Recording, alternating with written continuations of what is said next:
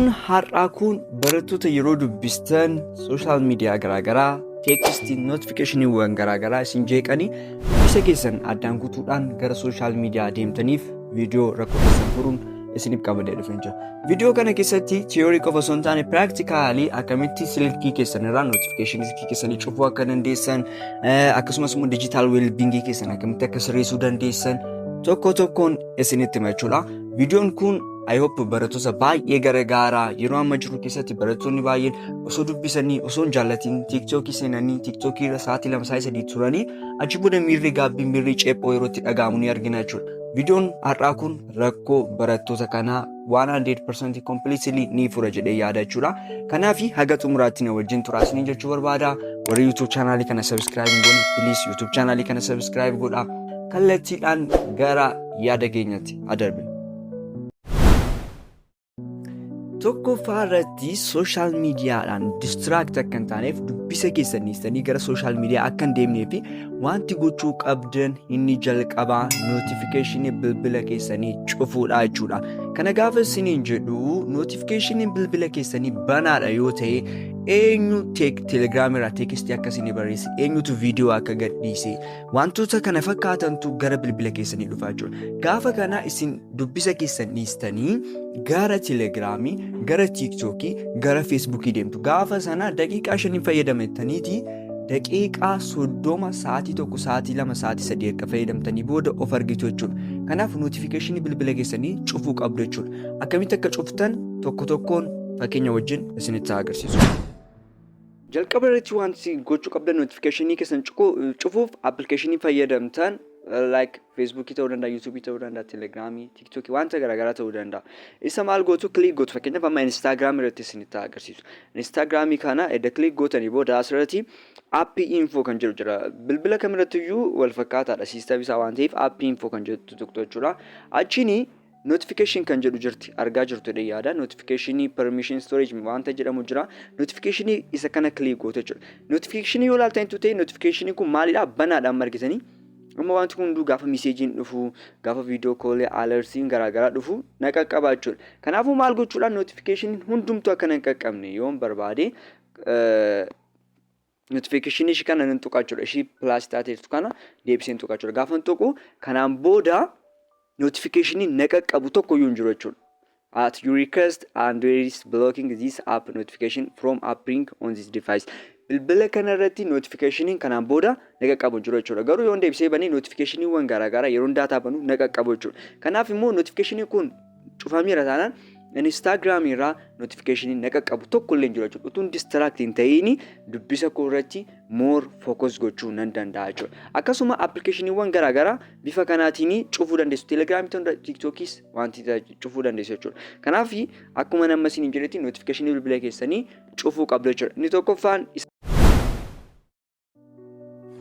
inni lammaffaan immoo diijitaal weelbingii keessan sirreessuudha jechuudha. Inni kun seetingii jala seentanii wanta sirreessitanidha. Isa isinitti agarsiisa jechuudha.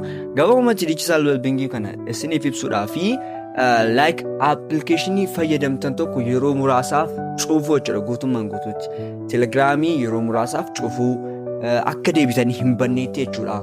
Akka distiraakt isin hin goonee fi notifikashinii irra darbaa diijitaal weelbingiin baay'ee isin fayyada waan ta'eef amma akkamitti akka diijitaal weelbingii keessan cuftanii akka telegiraamiin isin rakkisneef yuutuubiin akka isin rakkisneef feesbuukii tiiktookii ta'uu danda'a akka isin rakkisneef diijitaal weelbingii keessan akkamitti akka sirreessitan bilbila keessan irraa tokko tokkoon isinitti agarsiisa. Ammallee na wajjin tura. Gara siitingii bilbila keessanii hidhattanii search baarii irratti diijitaal weelbing jettanii search gootu jechuudha. Digital well-being jettanii baay'ee silkii kamirratti iyyuu ni hojjeta jechuudha. Bilbila Samsung fayyadamuu dandeessu, Tecno fayyadamuu dandeessu, iPhone fayyadamuu dandeessu. Kamirratti iyyuu ni fayyada waan ta'eef appilikeeshiniin kun digital well-being siistama kamirra iyyuu waan jiruuf digital well-being jettanii search gootanii argachuu dandeessu jechuudha. Digital well-being jettanii edda tuqxanii booda kun akkasitti isinii fida jechuudha. Kanaaf maal gootu app limit kan jettu jirti gara gadiitti jechuudha. App limit jechuun aappii keessan aappii fayyadamtan tokko daangessuudhaaf jechuudha. Fakkeenyaaf pilaanii tokko gaafa baastan irratti telegiraamii daqiiqaa 30 fayyadamaa, instaagiraamii daqiiqaa 30 fayyadamaa jettanii yoo baastu ta'ellee appilikeeshiniin kun baay'ee isin gargaara jechuudha. Kanaaf app limit kan jettu kana tuqnaa jechuudha. Kanaaf appilikeeshinii cufuu barbaaddan fakkeenyaaf akkuma nama isinitti agarsiisetti appilikeeshiniita isin jeeqan keessaa ammas irra deebi'ee Instagram isinitti agarsiisu. Instagram irratti kilik godha jechuudha. Fakkeenyaaf Instagramii aan har'a daqiiqaa 26 fayyadame jechuudha.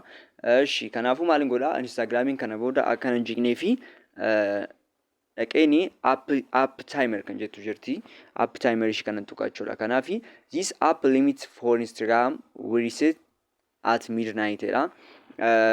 Haga halkan walakkeessaati appilikeeshinii kana yoo cufteettate deebisee hin banamu jechuudha jedheeti teekstii namaa kana wanti ta'u.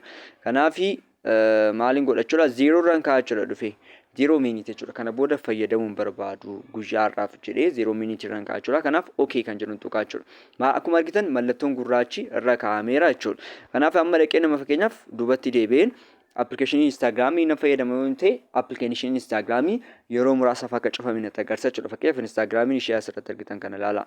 Cufameera appilikeeshinii kana hamma boriitti hin banamu your Instagram time run out. It will start again tomorrow jedha. Kana jechuun appilikeeshiniin kun haga boriitti fayyadamuu dandeessu jedhee na dhoowwaa jira jechuudha. Kana gaafa isiniin jedhu appilikeeshiniin kun borni banama haga boriitti garuu appilikeeshinii kana deebisee banuu hin danda'u jechuudha. Na digital well-beingin bifa kanaatiin cufuu dandeessu jechuudha. Appilikeeshinii kamiyyuu cufuu dandeessu akka amma guyyaa boriitti appilikeeshinii kana fayyadamuun barbaadu yoo jettan jechuudha. Bifa kanaatiin sooshaal miidiyaadhaan distract akka hin taanee fi digital well-beingin baay'ee tokko isin gargaara jechuudha. Wantoota fayyadamu keessaa wantoonni kun lamaan baay'ee murteessaadha. Notificationii fi akkasumas immoo digital well-beingii akkan social media distract hin taane wantoota baay'ee na gargaaranidha. Wantoonni kun baay'ee isin gargaaru jedhee yaada. Dabalataan immoo telegiraamii keenya irratti bal'inaan isiniif ibsuu nan danda'a dhimma kana irratti. Haga xumuraatti waan wajjin turtaniif galatooma nagaatti.